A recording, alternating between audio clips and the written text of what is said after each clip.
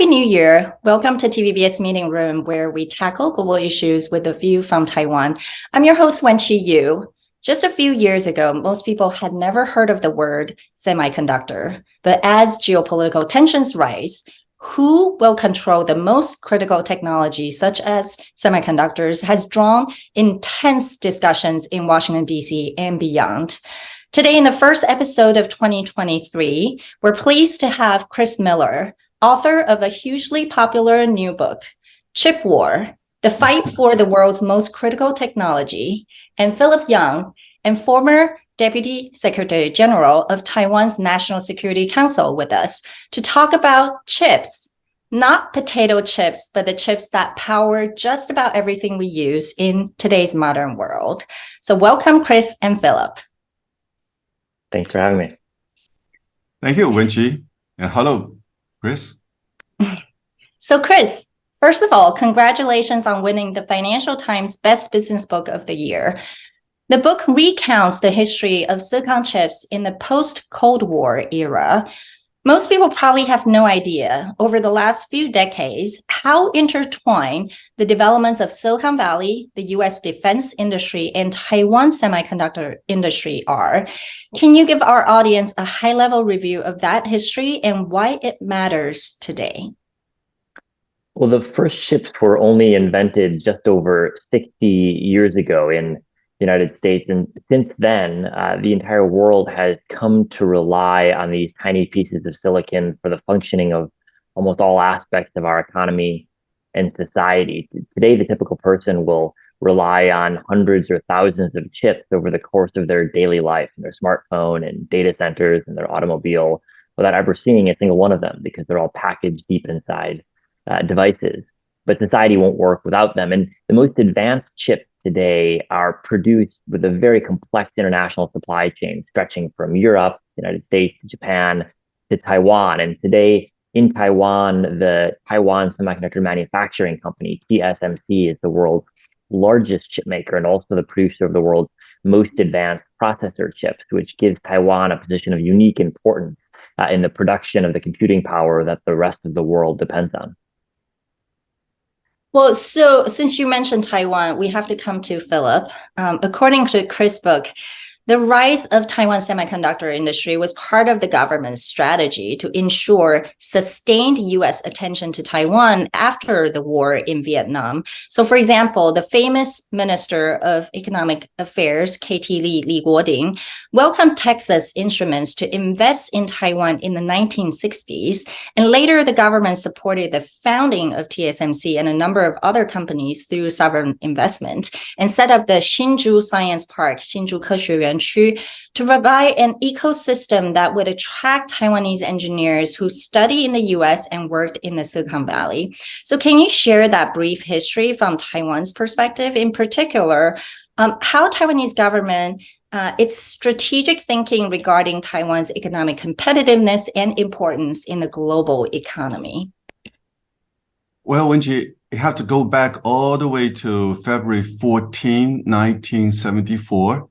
I think in the breakfast restaurant, where most of the very influential economic and financial bureaucrats, officials met under the order of President Jiang Jingguo to find a new path for Taiwan's economic transformation for the next phase of economic development.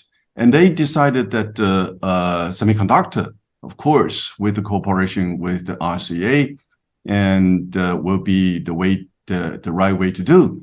And then, in fact, actually, during the Cold War, actually, many Taiwanese students went to the United States and other places to learn the advanced technology, and also allowing them to come back and to contribute their ability and to the economic development in Taiwan. And so, among them, Zhang Zhongmo of TSMC. Morris Chang. Morris Chang invited to come back in 1987 and to found TSMC. At that time, Taiwan government actually has 40% of the investment of the company. And so in year of 1993, I went to the stock market.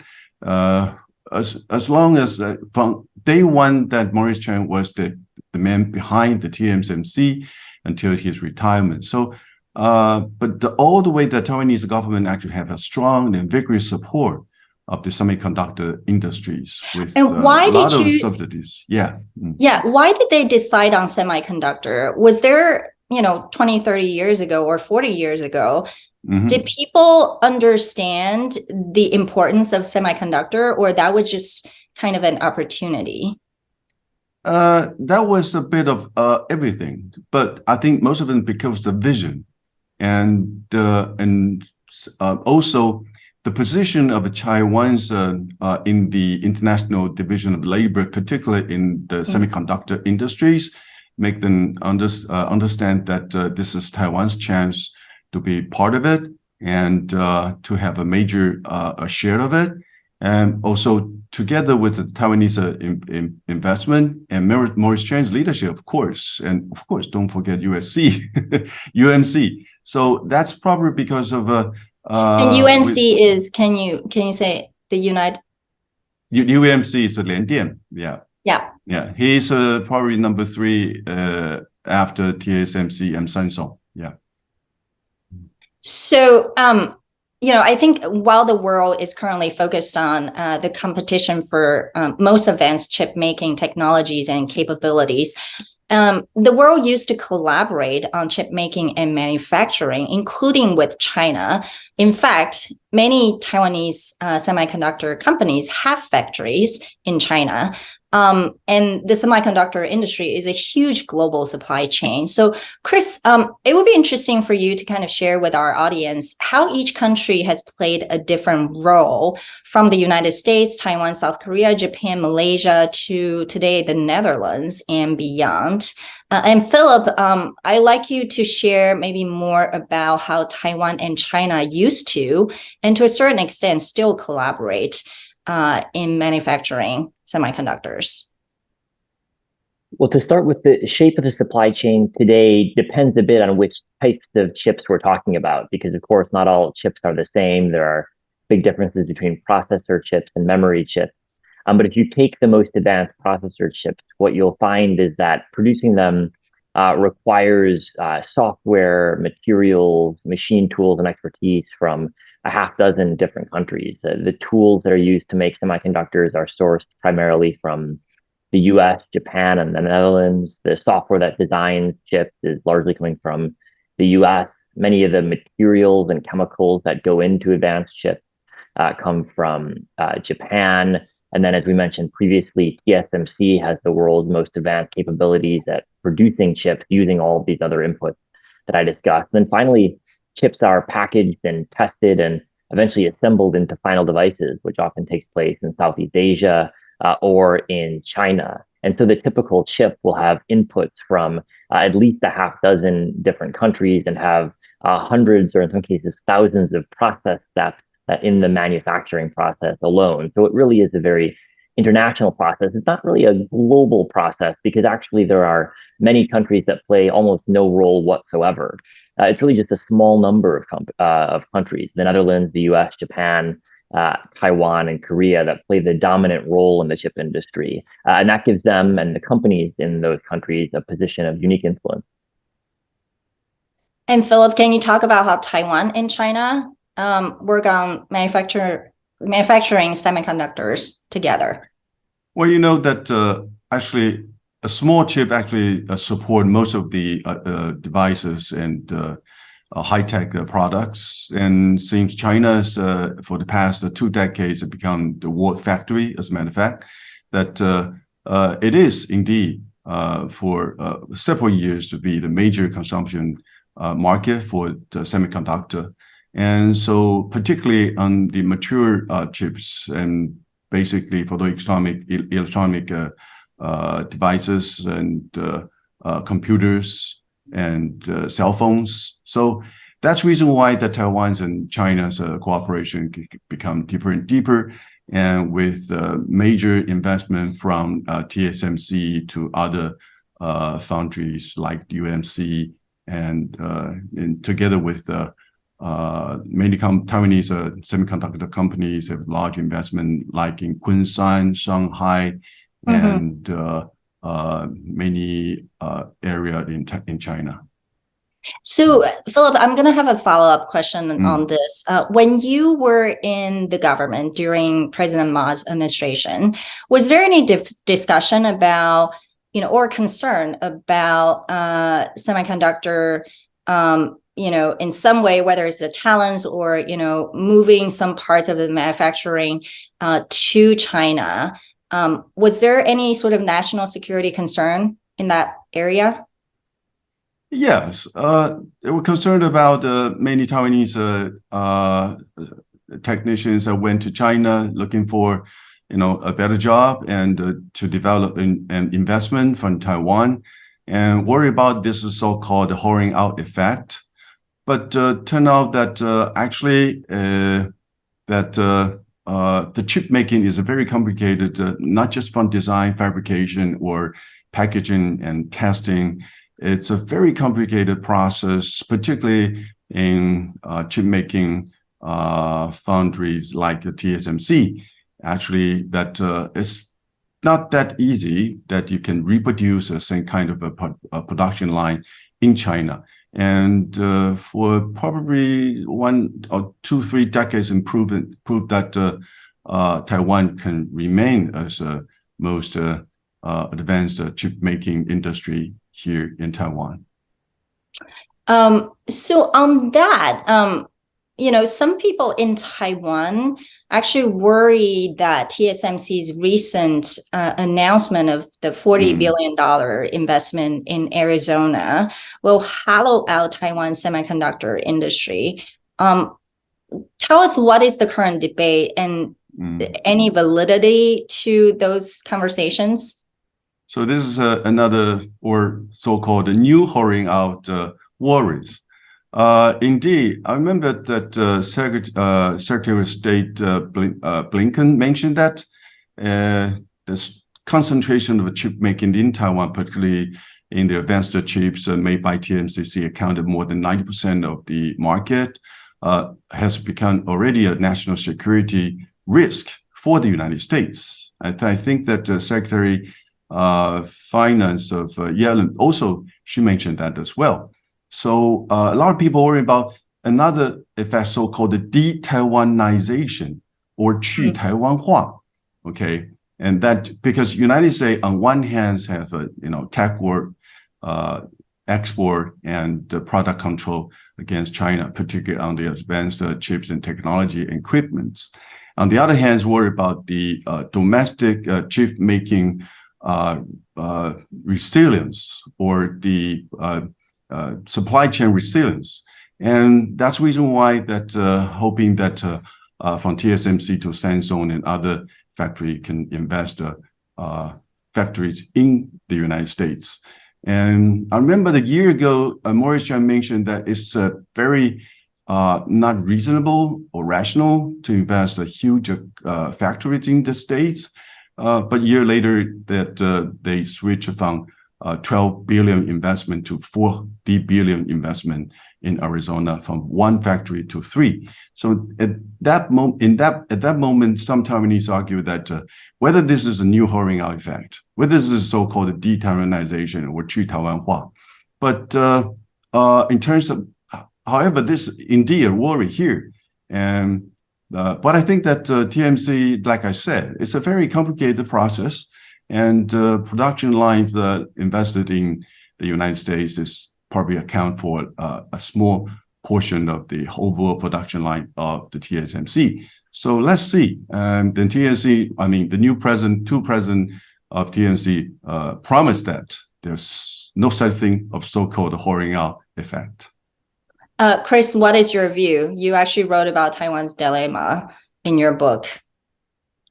Well, I think I agree with the view that Philip laid out. Certainly, there is a desire from multiple different governments. There's the U.S., but also Japan is incentivized TSMC to set up a facility there, and there's discussions underway, according to media reports, between TSMC and Germany and Singapore as well about facilities there. But on the other hand, if you look at where most of TSMC's investment is going today, it's happening still in Taiwan.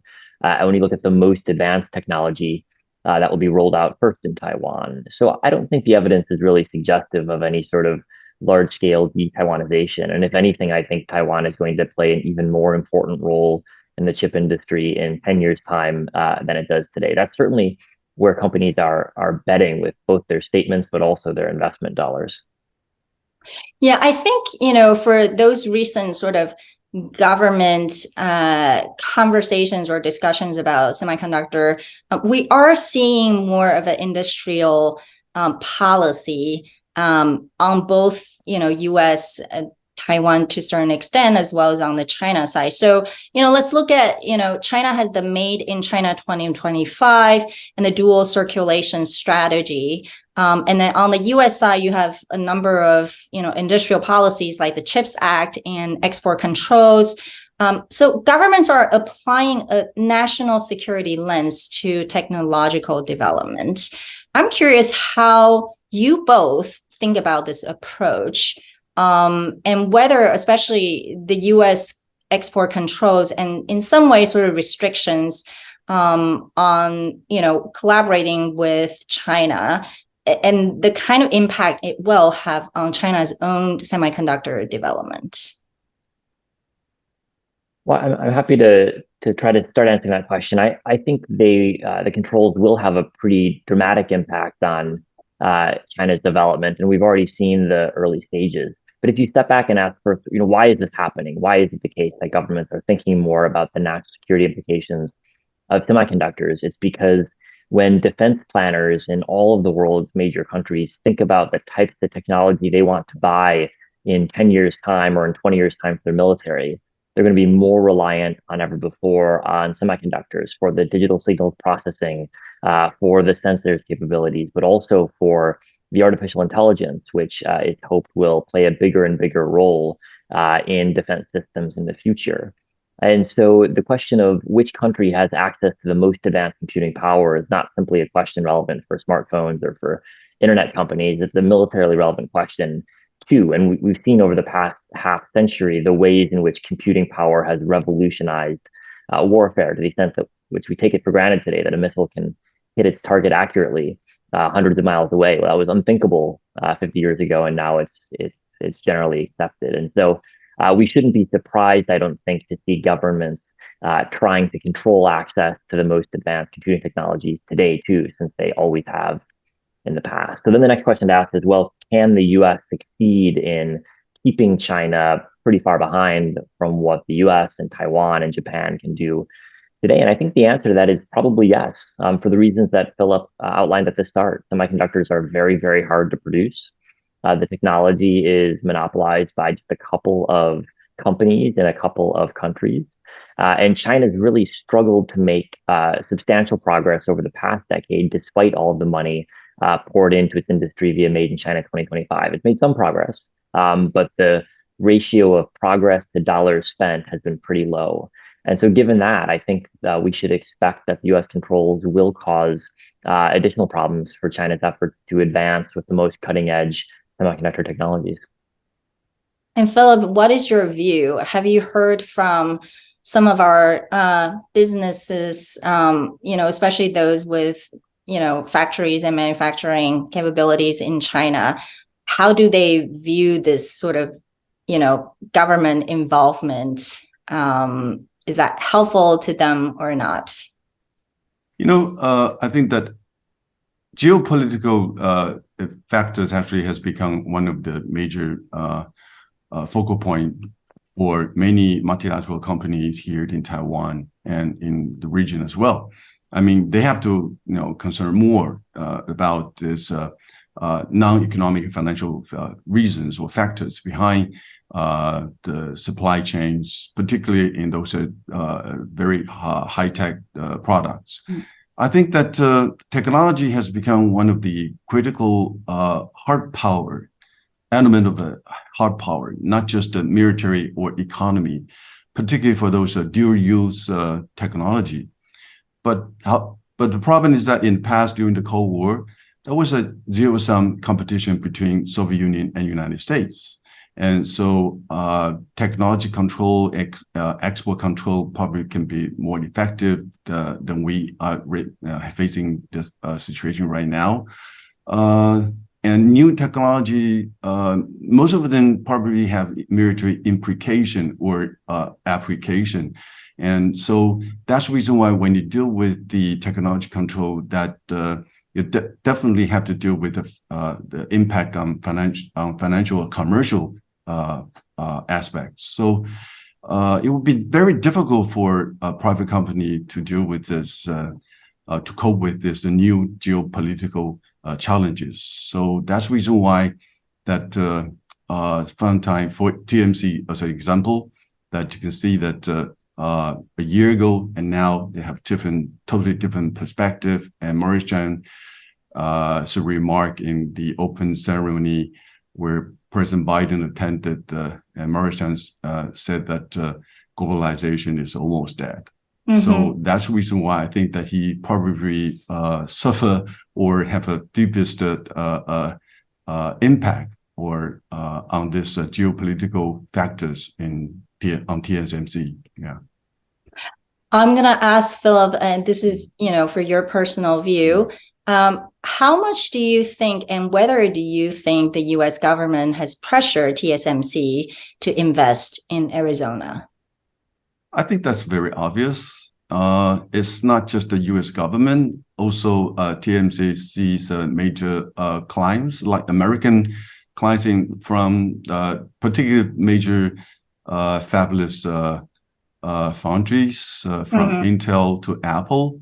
I think that it's very clear that they hope their production line will not be affected by geopolitical risk, particularly across the Taiwan Strait, with what happened in Europe between Russia and Ukraine. And people worried very much that there would be another conflict across the Taiwan Strait, particularly after Nancy Pelosi visit in August and then follow that military exercise, across the Taiwan Strait by the POA. So geopolitical risk now become the major factor that make the semiconductor production lines worry so much that with so much concentration in Taiwan, probably will hurt U.S. technology or production line resilience. And that's the reason why that we have to adapt, okay? But on the same meantime, how to maintain our competitive edge, particularly in terms of strategic advantage. So that's the reason why that it's a challenge for us, not just for TSMC, but for Taiwanese government as well. Any thoughts on that particular point? I think that sometimes that it's not decided by us or the TMC, and it's decided by the more broader U.S.-China competition and rivalry. I think that it's unavoidable that the new national security report in October by the Biden administration mentioned that China will be the largest geopolitical challenge for the United States for the upcoming decades. So how to cope with these challenges, I think, and it is said that technology is one of the major elements, and how to be on this technology, the factor be more of as a taking would be better for Taiwan. I think that would be a challenge for Taiwanese government and Taiwanese semiconductor industry as well.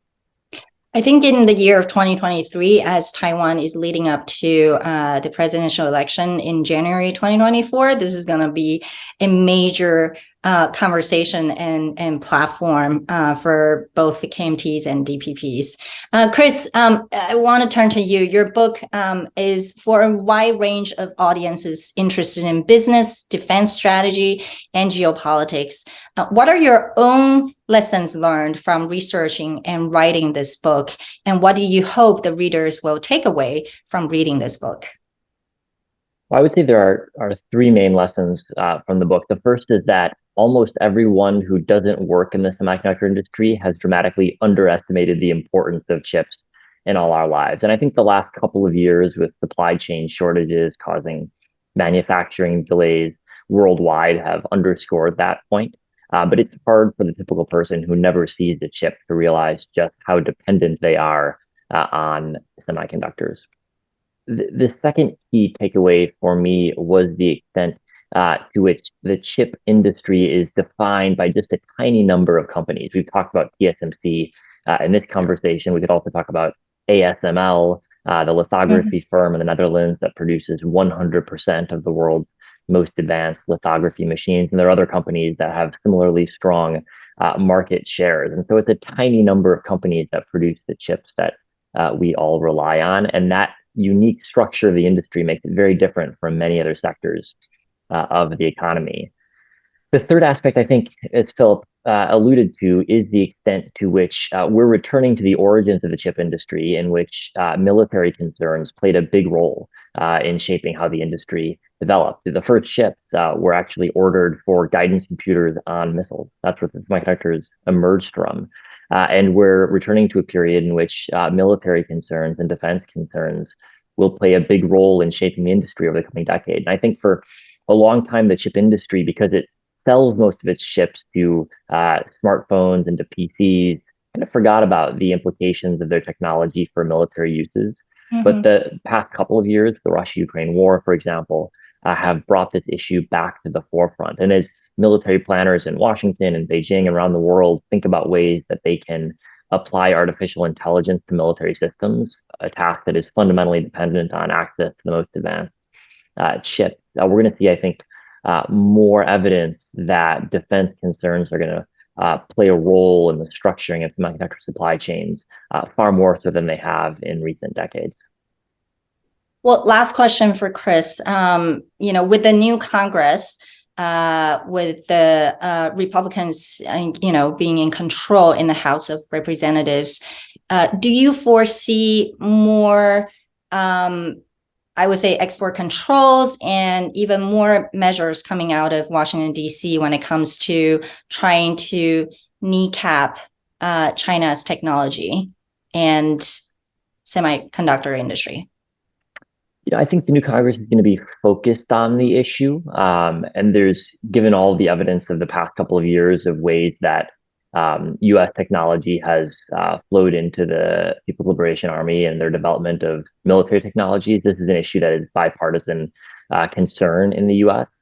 But I also think that the export controls that the Biden administration rolled out in October on China's chip industry, they were intended to be pretty comprehensive, and I think not the first of many steps, but rather the big change. They'll be followed, I think, by some smaller tweaking of export controls, but I don't expect another major expansion of export controls on semiconductors. In other spheres like biotech, perhaps so, but in the semiconductor space, I think we've seen the big change in the export controls from last year, and the U.S.'s focus for the next couple of years will be trying to plug any holes that do emerge in that new export control regulation. Well, thank you. And with that, thank you both for speaking to us today. Chip War is currently being translated into Chinese and will be published by Tianxia in Taiwan in April. More importantly, this book has sparked so many more conversations about what to do with the global supply chain of critical technology, such as semiconductors, when geopolitics is balkanizing the future of global economy. And Taiwan, a country that produces 90% of the most advanced chips, stands right in the middle of the political, economic, and security fight. TVBS Meeting Room will bring to you more experts on this topic later. And thank you for watching, and take care.